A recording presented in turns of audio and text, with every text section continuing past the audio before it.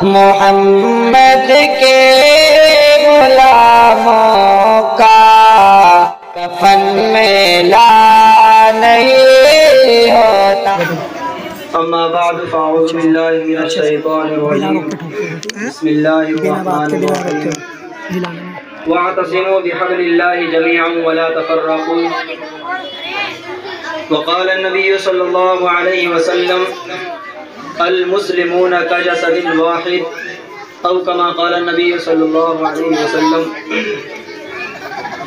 محترم بزرگوں اور دوستوں، اسٹیج پر رونق افروز بزرگان دین، مہمانان اعظام اور عزیز بچوں اور پردہ نشین خواتین، اللہ تبارک و تعالی نے اپنے کلام مقدس کے اندر ایک بات ارشاد فرمائی ہے، وَاعْتَصِمُوا بِحَبْلِ اللَّهِ جَمِيعًا، کہ تم لوگ اللہ تعالیٰ کی رسی کو مضبوطی سے تھامے رکھو، وَلَا تَفَرَّقُوا، اور آپس میں جماعتیں نہ بناؤ، اپنی جماعتوں کو ٹکڑوں کے اندر نہ بانٹو. خاموش ہو جائے بچے. اور اللہ کے نبی صلی اللہ علیہ وسلم کا ارشاد ہے کہ مسلمان سارے کے سارے ایسے ہیں جیسے بھائی بھائی ہوں. ہندوستان کی تاریخ پر ایک لمبی داستان ہے. اگر ہندوستان کی تاریخ کو چھیڑا جائے تو گھنٹوں تقریریں چاہیے، گھنٹوں بیانات چاہیے، اور اس کے لیے لیٹر پیڈ اور لفافے چاہیے اور بڑی بڑی کتابیں چاہیے ہندوستان کی تاریخ کو بیان کرنے کے لیے. میں تو صرف مختصر طور پر آپ کو یہ بتلا دوں کہ ہم لوگ یہ جشن کیوں مناتے ہیں، 26 جنوری کا پروگرام کیوں منعقد کیا جاتا ہے اور اس کے منعقد کرنے کا مقصد کیا ہے، اور پورے ہندوستان کے اندر بڑے جوش و خروش کے ساتھ جو پروگرام کیا جاتا ہے اس کا مقصد کیا ہے. ہندوستان جس وقت پھولا اور پھلا اور مسلمانوں نے لمبی چوڑی اس پر حکومت کی، تقریباً 800 سال تک مسلمانوں نے ہندوستان پر ایک لازوال حکومت کی، ایک ایسی حکومت کی کہ جس کے ختم ہونے کی امید کسی کو نہیں تھی. اس کے بعد ہندوستان کی کچھ کمزوریوں کے باوجود مسلمانوں کے اس ملک کو اور اس ملک کے اندر جب 4 دھرم کے لوگ اکٹھے رہ کر زندگی گزارا کرتے تھے تو انگریزوں نے بڑی چال چلی اور اس پر اپنا قبضہ جمانا چاہا. دھیرے دھیرے اپنے جہاز، اپنے ہتھیار اور اپنے نوکروں چاکروں کے بہانے سے انہوں نے ہندوستان کے اندر فوجیں تیار کی اور ہندوستان کو اپنے قبضے میں کرنا چاہا.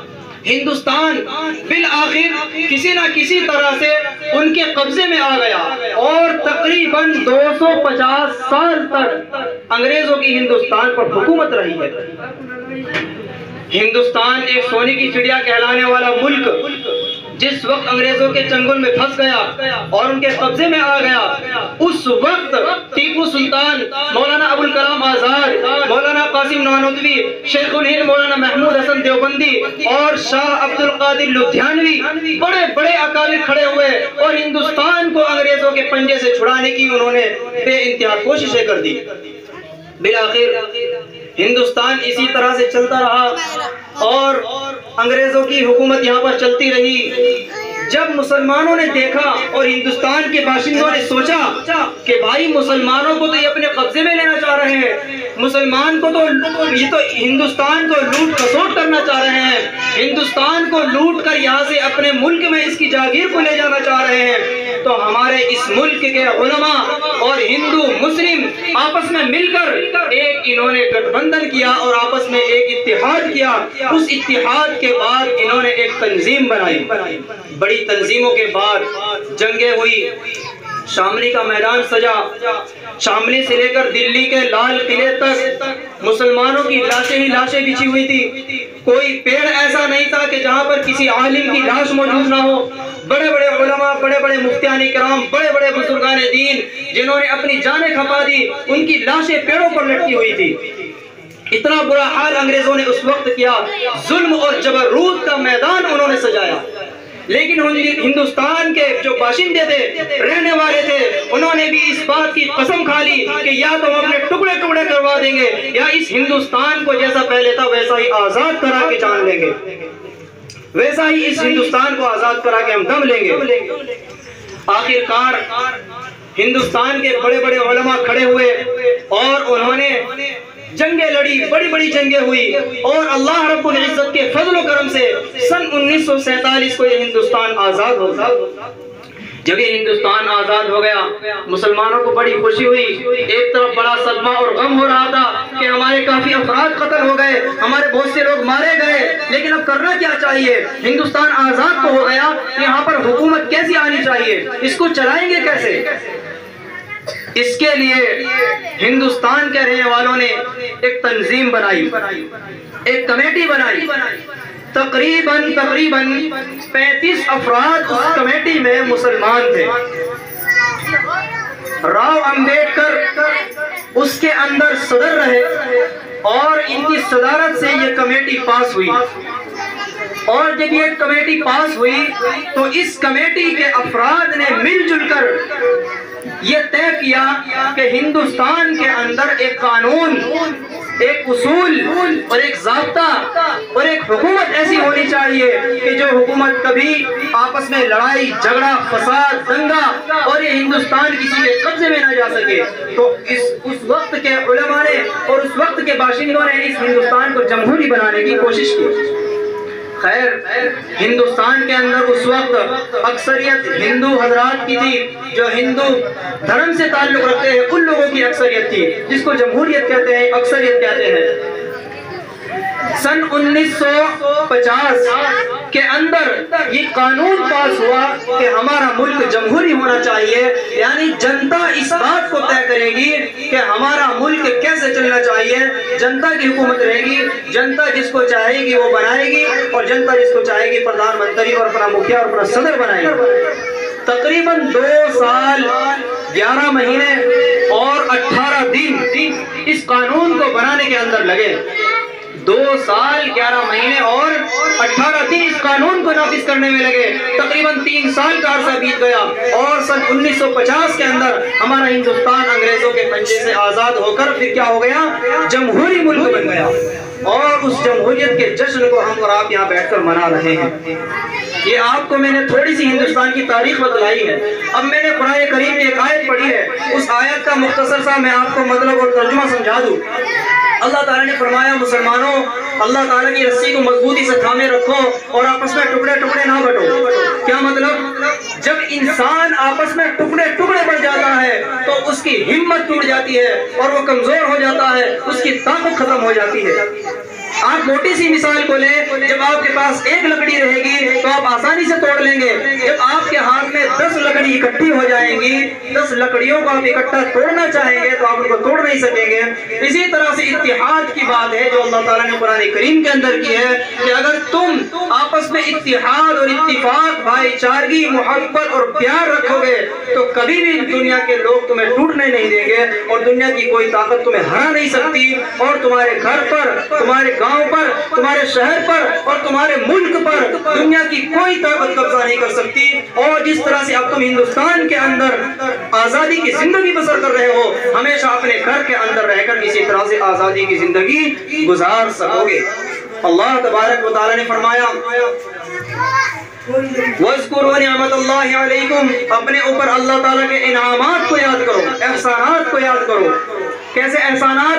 اللہ تبارک و تعالیٰ نے اتنی سارے نعمتیں انسان پر نشاور کر رکھی ہیں، اگر انسان ایک ایک نعمت کا شکر ادا کرنا چاہے تو قیامت تک اس کا شکر ادا نہیں کر سکتا۔ دنیا کے تمام انجینئر مل کر اللہ تعالیٰ کی بنائی ہوئی آنکھ اس آنکھ کے جیسی نہیں بنا سکتے، تو یاد رکھو کہ اللہ تبارک و تعالیٰ کی جو نعمت آنکھ کی ہے اس کے جیسی نعمت کوئی نہیں دے سکتا۔ یہ اللہ تبارک و تعالیٰ نے انسان کو دے رکھی ہے۔ خاص طور پر یہ آیت کریمہ جو میں نے پڑھی ہے صحابہ کرام کے متعلق ہے، لیکن قرآن کریم کا اصول ہے جو کوئی بھی آیت ہوتی ہے صحابہ کے بارے میں، لیکن اس کا حکم عام ہوا کرتا ہے کہ ہر ایک کے لیے وہ اصول اور قانون ہے کہ ہر ایک قوم، ہر ایک بستی، ہر ایک شہر، ہر ایک ملک کے رہنے والے لوگ اس کے اندر شامل ہیں۔ تو اللہ تبارک و تعالیٰ نے فرمایا جب تم لوگ آپس میں اتحاد کر لو گے، اتفاق کر لو گے، جس طرح سے اس وقت میں آج سے 70 سال پہلے ہندوستان کے باشندوں نے مل کر ہندو مسلم سکھ عیسائی ایک جٹ بن کر اور انہوں نے ایک مٹھی میں ہو کر ہندوستان کو آزاد کرایا تھا، کتنی بڑی قربانی انہوں نے دی ہے۔ اور آج ہندوستان اس بات پر فخر کرتا ہے، اس بات پر عش کر اٹھتا ہے کہ ہندوستان پوری دنیا کے اندر ایک نمبر 1 جمہوری ملک ایسا ہے کہ جو دنیا کے اندر نہیں ملتا ہے۔ یعنی پوری دنیا میں جمہوری ملک ہے ہندوستان، جس کے جیسا کوئی ملک نہیں اور جس کے جیسی کوئی حکومت نہیں۔ آج بھی ہندوستان کو اس بات پر فخر ہے۔ تو میرے دوستو بزرگوں، یہ مختصر سی تاریخ میں نے آپ کے سامنے ہندوستان کے تعلق سے عرض کی ہے۔ اب ہمیں سمجھنا یہ ہے کہ ہندوستان کو آزاد کس طرح کرایا گیا، ہندوستان کو آزاد کن لوگوں نے کرایا۔ میرے دوستو یاد رکھو ہمیشہ کے لیے اور اپنے دماغ کے اندر اس بات کو بٹھا لو، اور ہماری جو خواتین یہاں پر بیٹھی ہوئی ہیں وہ بھی میری اس بات کو اپنے دل کے اندر بیٹھا لیں کہ اللہ تبارک و تعالیٰ نے جو فرمایا کہ ہندوستان کے اندر اگر آزادی آئی ہے تو کیسے آئی ہے؟ مسلمانوں کی طاقت سے آئی ہے، لیکن سمجھنا یہ ہے کہ وہ طاقت پیدا کیسے ہوئی تھی۔ میں بتاتا ہوں، جس وقت انگریزوں کی حکومت ہندوستان میں چل رہی تھی، انگریزوں کا یہاں پر ڈنکا بج رہا تھا، تو اللہ تبارک و تعالیٰ کا جو اصول ہے، قانون ہے قرآن کریم کے اندر، وہ اس ملک کے علماء کو یاد آیا۔ وہ کیا یاد آیا کہ جب تم لوگ نبی کے طریقے کو اپنا لوگے تو سارا ملک، ساری دنیا تمہاری مٹھی میں ہوگی۔ اس وقت کے سب سے بڑے عالم حضرت مولانا قاسم نانوتوی نے، جو حجت الاسلام کہلاتے ہیں، انہوں نے دیوبند کے اندر ایک مدرسے کی بنیاد رکھی۔ جب اس مدرسے کی بنیاد رکھی اور انگریزوں کے خلاف پرچم لہرایا اور انگریزوں کے خلاف ڈنکا بجایا، ہندوستان کو آزاد کرنے کی کوششیں انہوں نے کی، تو اس وقت کے بڑے بڑے پادریوں نے ان کو داد دی۔ انگریز آپ کو ڈھونڈنے کے لیے آیا، وہ چتا کی مسجد میں کھڑا ہوا تھا اور پوچھ رہا تھا کہ قاسم نانوتوی کہاں ہے، لیکن اللہ تبارک و تعالیٰ نے قاسم نانوتوی کی ایسے حفاظت کی جیسے کہ کوئی فوج ایک حاکم کی حکومت، ایک حاکم کی حفاظت کرتی ہے۔ میرے دوستو، اس وقت کے بڑے بڑے علماء نے ادارے قائم کیے، مدرسے قائم کیے، بڑے بڑے جامعات قائم کیے، اور ان کی مدد سے ان کے محمد کے غلاموں